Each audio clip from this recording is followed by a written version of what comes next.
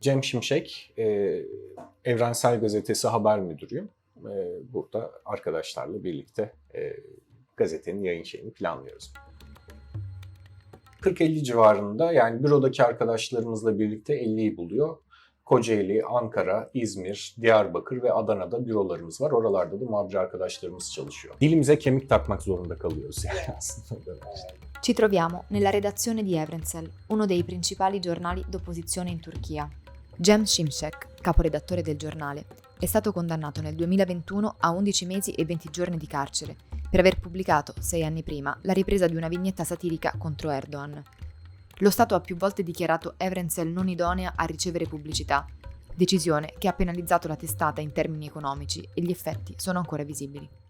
Çok uzun süredir borçla döndürmeye çalıştığımızı söyleyebiliriz.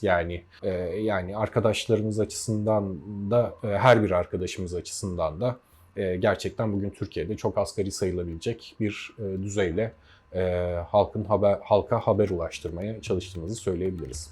Per capire meglio la situazione dei media non allineati al governo in Turchia, abbiamo parlato con Barış Altintaş, fondatrice di MLSA, ONG che offre protezione legale ai giornalisti.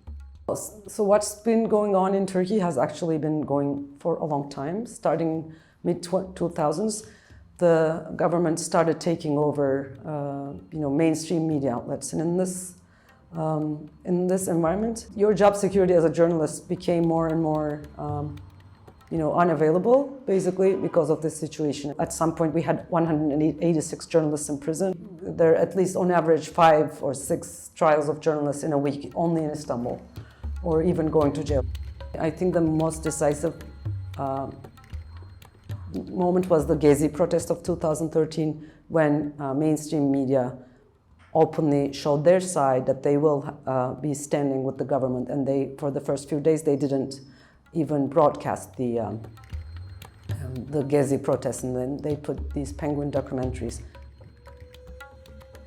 So Evrensel it's associated with a political formation in Turkey, but they have been holding up, I think, very bravely through this very difficult period. They are still, for one thing, they're still running a print newspaper, which is, yes, print is disappearing, but it's very important, at least symbolically.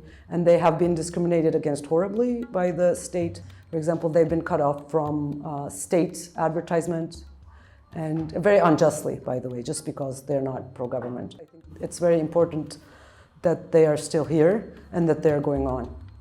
I media indipendenti sono fondamentali anche per le associazioni che difendono i diritti umani, come Hafiza Merkezi, ONG con sede a Istanbul. Media workers are our natural allies when we are working to raise awareness about these violations, and the more they are targeted, the less we have a chance to disseminate our work.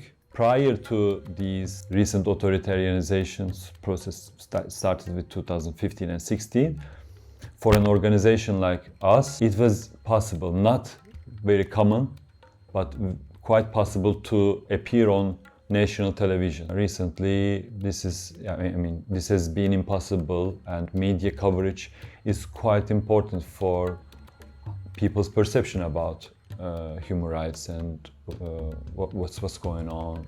I think definitely, access bans and the trials of the trials against the press will dramatically decrease if the opposition wins, definitely. But in the long term, it's very hard to say.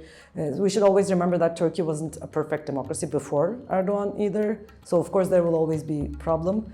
If they don't win, it's very hard to say how Erdogan is going to react in relation to the media or to NGOs. I don't have any estimates, but I don't think it's going to be good. If Erdogan wins, I don't like to view these election results as this dramatically, but it's a disaster for us. There's no running away from it.